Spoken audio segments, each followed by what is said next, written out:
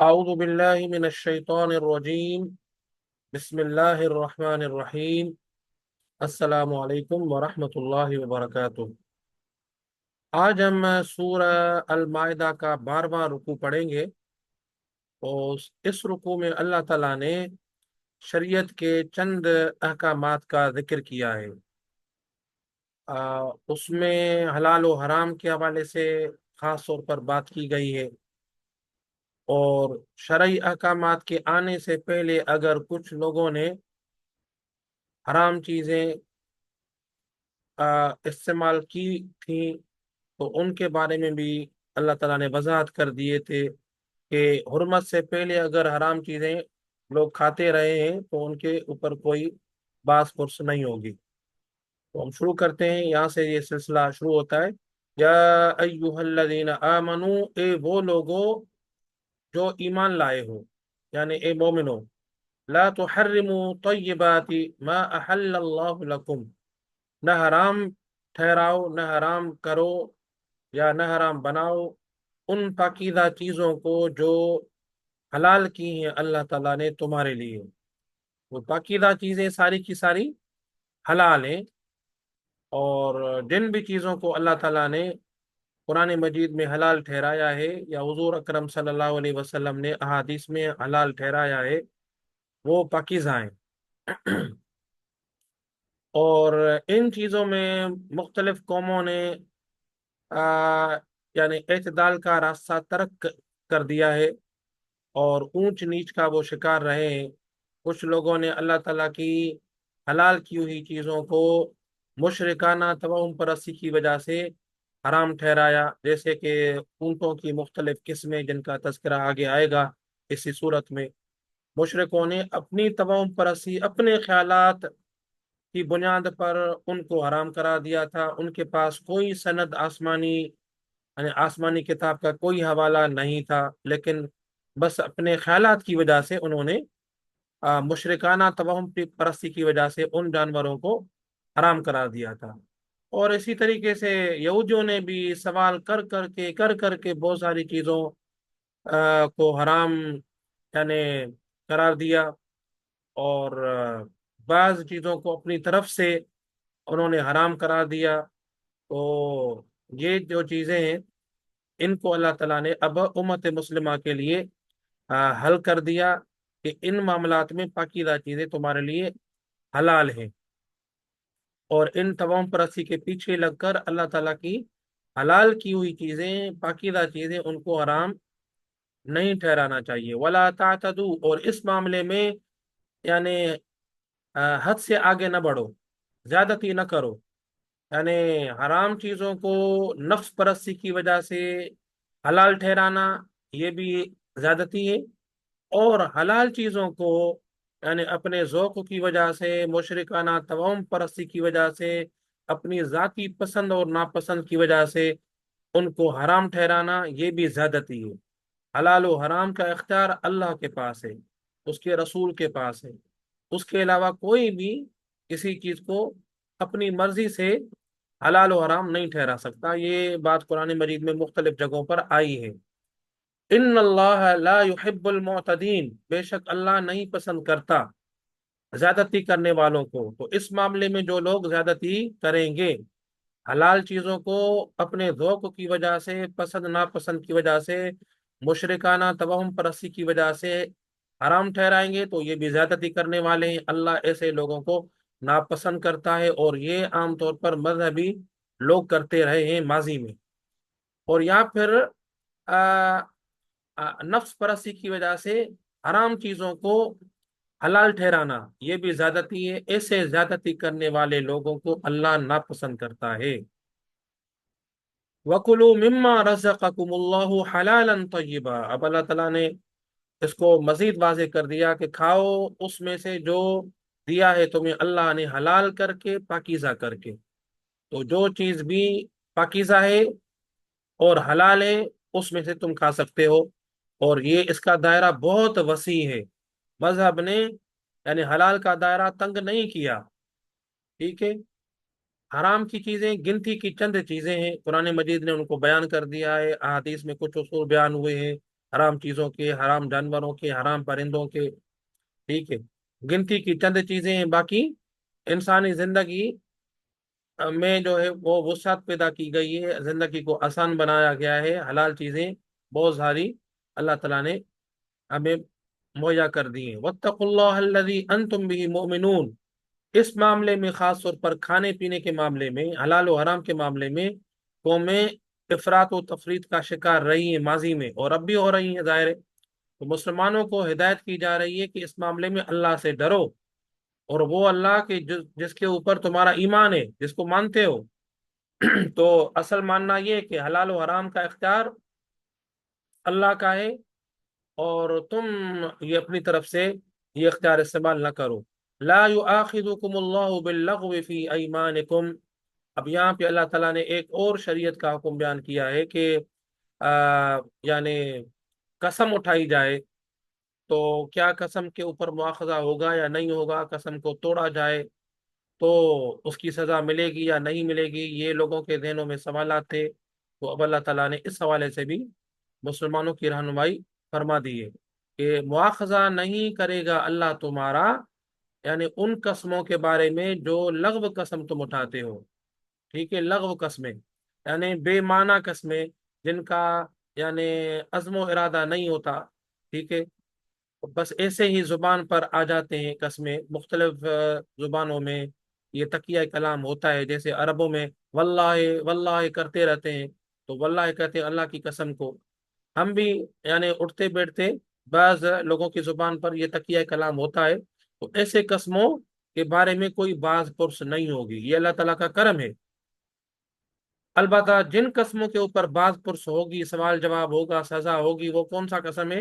وَلَٰكِن يُؤَاخِذُكُم بِمَا عَقَّدتُّمُ الْأَيْمَانَ، لیکن وہ تمہارا مواخذہ کرے گا ان قسموں کے اوپر جن کا تم پکا ارادہ کرتے ہو، قسم اٹھانے کے لیے، کسی چیز کو پورا کرنے کے لیے، تو ایسے قسموں کے بارے میں مواخذہ ہوگا۔ فَكَفَّارَتُهُ إِطْعَامُ عَشَرَةِ مَسَاكِينَ، اور ایسے قسم اگر تم اٹھاؤ اور پھر ان کو توڑ دو تو اب اس کا کفارہ بیان کیا جا رہا ہے، ٹھیک ہے، تو کفارے سے مفہوم واضح ہے کہ اگر قسم کو توڑا جائے، ٹھیک ہے، تو پھر اس کا کفارہ کیا ہوگا؟ اطعام 10 مساکین، 10 مسکینوں کو کھانا کھلانا، نادار لوگ جن کو کھانے کی اوقات نہیں ہے، کھانے کے لیے ترس رہے ہیں، بنیادی ضرورت ہے، تو 10 مسکینوں کو کھانا کھلاؤ، لیکن قسم قسم کا کھانا ہونا چاہیے، من اوسط ما تطعمون، اوسط درجے کا، اس معیار کا جو تم کھلاتے ہو، اہلیکم، اپنے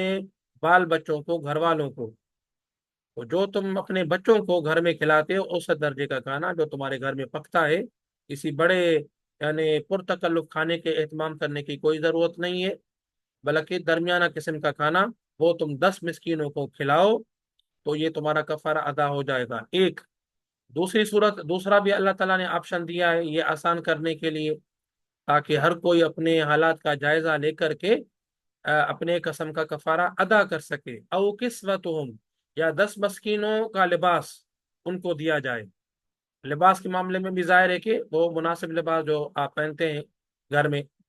او تحریر رقبہ، یا تیسرا آپشن یہ ہے کہ یعنی ایک غلام آزاد کر دیا جائے، تو غلام کو آزاد کرنے سے بھی یہ کفارہ ادا ہو سکتا ہے۔ تو یہ 3 آپشن دیے گئے ہیں، اور اس کے بعد قرآن مجید یہ کہتا ہے کہ فَمَن لَّمْ يَجِدْ، جس کے پاس ان میں سے کوئی بھی طاقت نہ ہو، بالکل غریب ہو، غریب بیچارے نے قسم اٹھا دیا، اب کوئی طاقت نہیں ہے، تو پھر اس کا کفارہ کیسے ادا ہو؟ تو وہ صورت بھی اللہ تعالیٰ نے تفصیل سے بیان کر دی ہے۔ فَصِيَامُ ثَلَاثَةِ أَيَّامٍ، تو ایسے آدمی کو 3 دن کے روزے رکھنے ہیں، 3 روزے رکھے گا تو اس کا کفارہ ادا ہو جائے گا۔ یہ اللہ تعالیٰ نے یعنی کفارہ کیوں مقرر کیا؟ تاکہ اللہ کی قسم کو لوگ ہلکا نہ بنائیں، سہل انگاری کا مظاہرہ نہ کریں، ٹھیک ہے، اللہ کی قسم یعنی بہت ہی سیریس معاملہ ہے، نازک معاملہ ہے، حساس معاملہ ہے، ٹھیک ہے، اس میں لوگ احتیاط برتیں، اپنی زبان کے اوپر لوگوں کو اعتماد دلائیں کہ وہ بولیں تو ان کا بولنا قسم کے برابر ہو، خواہ مخواہ قسم اٹھانے کی عادت نہ پڑے۔ اللہ تعالیٰ نے اس وجہ سے یہ कफारा कसम का लागू कर दिया ताकि आइंदा कोई ये आदत न बनाए। और कफारे में भी आप देखें कि अल्लाह ताला ने यानी कौन सा कफारा बताया है, यानी जिसमें सोशल वेलफेयर का तस्वुर पाया जाता है। मिस्किन को खाना खिलाओ, मिस्किन को कपड़े पहनाओ, गुलाम को आज़ाद करो। यानी यहाँ से ये मालूम होता है कि कुरान मजीद अपने कफारों के जरिए से सोशल वेलफेयर का काम करता है, ये तरबियत देता है मुसलमानों की, या फिर गुलामों के कल्चर को ख़त्म करने की तरगीब देता है। ये बहुत बड़ा इनकलाबी कदम है जो इस्लाम ने, कुरान ने उठाया है। और उसके बाद अल्लाह ताला वजाहत फरमाता है कि ज़ालिक कफ़ारतु अयमानिकुम इज़ा हलफ्तुम, ये तुम्हारी कसमों का कफ़ारा है जब भी तुम कसमों को उठाओगे। यानी सीरियसली, इंटेंशंस के साथ, नियत के साथ अगर तुम कसम उठाओगे तो फिर इसका वो तोड़ोगे तो उसका कफ़ारा ये है। तो तोड़ने की कोई भी वजह हो सकती है, जाहिर है। वहफजू अयमानकुम, और अपने कस्मों की हिफाजत करो। यहाँ पे अल्लाह ताला ने ये भी वजाहत कर दी कि उठाओ तो हिफाजत करो ताकि तोड़ने की नौबत ना आए। लेकिन अगर तोड़ने की नौबत आ जाए किसी भी वजह से तो फिर जाहिर है कि ये कफारा अदा करना पड़ेगा। और होना ये चाहिए कि मुसलमान की हैसियत से कसम उठाओ, सोच समझ के उठाओ, और उठाओ तो फिर उसको निभाने की कोशिश करो, उसकी हिफाजत करने की कोशिश करो। कज़ालिक युबय्यिनुल्लाहु लकुम आयाती, इसी तरह बयान करता है अल्लाह तुम्हारे लिए अपनी आयात को, अपने अहकाम को, लअल्लकुम तशकुरून, ताकि तुम शुक्रगुजार बनो।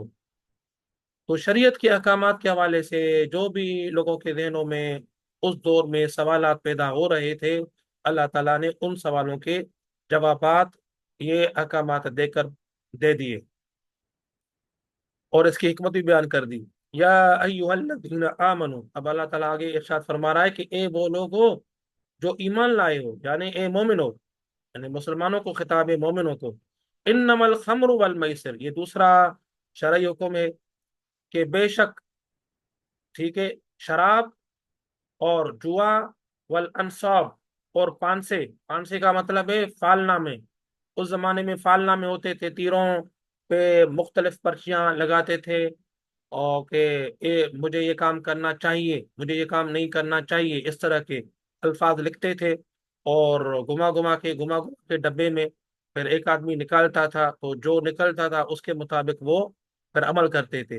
उनके जिंदगी का तरीका तवम परस्ती पर मबनी था, जबकि अल्लाह ताला ने इंसान की जिंदगी की बुनियाद मेहनत पर रखी है, सोच पर रखी है, प्लानिंग पर रखी है, तदबीर पर रखी है।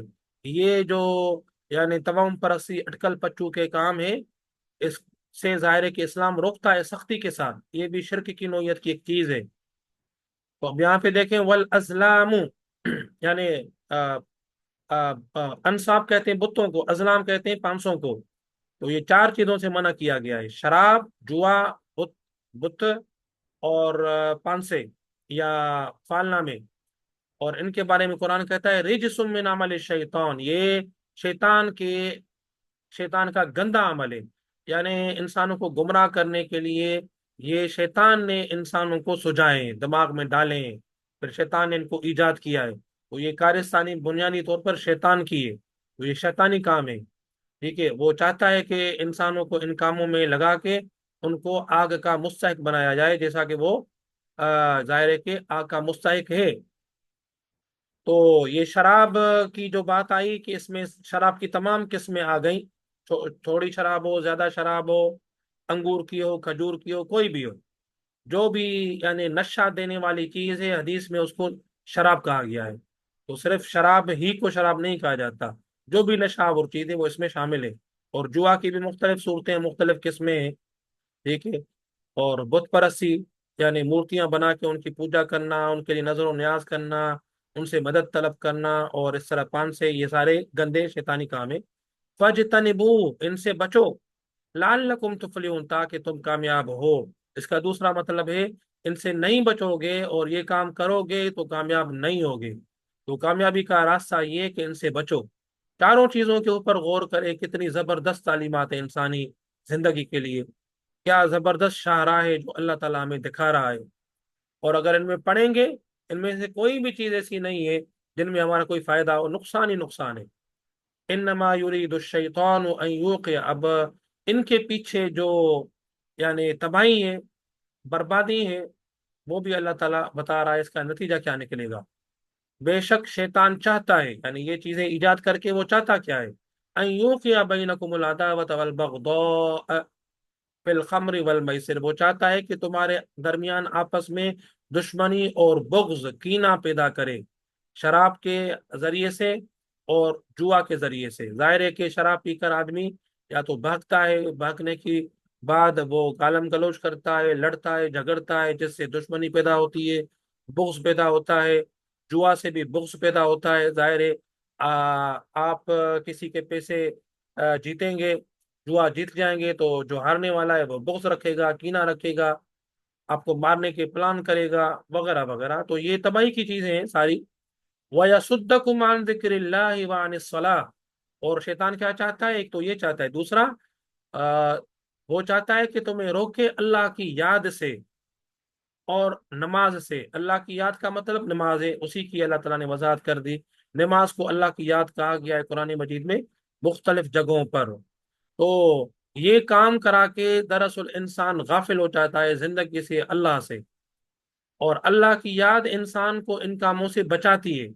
जिस भी बंदे को अल्लाह याद होगा, वो जैसे ही गलती करेगा फौरन पलट आएगा। तो अल्लाह की याद एक बहुत बड़ा जबरदस्त जरिया है गुनाहों से बचने का, ठीक है, अपने आप को संभालने का। फहल अंतुम मुंतहून, ये सारी चीजें अल्लाह ताला ने बयान कर दी, उसके मफासिद, उसके नुकसानात। फिर अल्लाह ताला सवालिया अंदाज में हमें तरगीब दे रहा है, क्या क्या फिर तुम रुक जाने वाले हो या ये सारी चीजें सुनकर, या अब भी नहीं रुकोगे, अब भी इनमें पढ़ोगे। वअतीउल्लाह वअतीउर रसूल वहदरू, और इताअत करो अल्लाह की और इताअत करो रसूल की, और बचते रहो। ये जो अल्लाह ताला ने अहकामात दिए हैं रसूल सल्लल्लाहु अलैहि वसल्लम के जरिए से, ये तालीमात तुम्हें रसूल दे रहा है, पहुंचा रहा है, तो उनकी इताअत करो और बचते रहो इन तमाम कामों से। इन तवल्लैतुम, और ये भी अल्लाह ताला फिर धमकी दे रहा है, तंबीह कर रहा है कि अगर तुमने मुंह मोड़ा, फालमू, तो जान लो, अन्नमा अला रसूलिनल बलागुल मुबीन, बेशक हमारे रसूल के ऊपर तो बस ये जिम्मेदारी है कि वाज़ेह तौर पर वो लोगों तक ये बात पहुंचाए। पहुंचाना रसूल का काम है, जिम्मेदारी है। अब यहाँ देखें, ये मदनी सूरत है, मदनी अहकामात हैं। मदनी सूरत में भी, मदनी अहकामात में भी अल्लाह ताला हुजूर अलैहिस्सलातु वस्सलाम की असल जिम्मेदारी क्या बयान कर रहे हैं, कि आपका काम है वाइदो नसीहत। आपका काम है लोगों को चीजों को खोल कर समझाएं, नफा नुकसान खोल कर समझाएं, फिर लोगों के छोड़ दें। धौंस धांधली इस्लाम में नहीं है। जबरदस्ती, जाहिर है कब तक करेंगे, कितनी करेंगे, तो कोई भी मुआशरा जबरदस्ती से तब्दील कभी भी नहीं होता। तो ये उसूल अल्लाह ताला बता रहा है। और उसके बाद अब यहाँ पे और बात वादे की जा रही है कि चीजों के हराम होने से पहले जो भी लोग माजी में सहाबा कराम वगैरह ये काम करते रहे हैं और वो चले गए अल्लाह के पास, फौत हो गए हराम होने से पहले, तो उनका क्या होगा अंजाम। तो अल्लाह ताला अब ऐसे लोगों के बारे में इस शक शुबे को दूर कर रहा है। लईसा अलल लदीना आमनू, नहीं है कोई भी गुनाह, वो गुनाह का लफ्ज आगे आ रहा है, जुनाहुन। लईसा अलल लदीना आमन, नहीं है उन लोगों के ऊपर जो ईमान लेकर आए, वामिलुस सालिहात, और अच्छे अमल किए, यानी मोमिन जो फौत हो चुके हैं और इनके हराम होने से पहले वो ये करते रहे सब, तो जुनाहुन, कोई गुनाह नहीं है उनके ऊपर, फीमा ताइमू, जो कुछ भी वो खा चुके हैं। तो मिसाल शराब हराम थी, वो यूज करते रहे, बाद में शराब का हराम होने का हुक्म आया और वो पहले अल्लाह के पास चले गए, तो अब जाहिर है उनसे बात कुछ नहीं होगी। इदा मत्तक़ौ, बशर्ते कि वो यानी खुदा से डरते रहे हो, वो आमनु, और ईमान पर कायम रहे हो, आमिलु सालिहात, और जितने नेकी के अमल आ चुके थे अल्लाह की तरफ से उनके ऊपर चलते रहे हो, तुम मत्तक़ौ, और फिर तकवा को इख्तियार किए रखा हो उन्होंने, वो आमनु, ईमान के ऊपर भी वो कायम हो, तुम मत्तक़ौ, और तकवा को इख्तियार किए रखा हो, वो अहसनु, और एहसान का रवैया इख्तियार किया रखा हो, ठीक है, यानी नेकी के कामों में भी आला दर्जे की खूबसूरती के साथ नेकियां वो करते रहे हैं।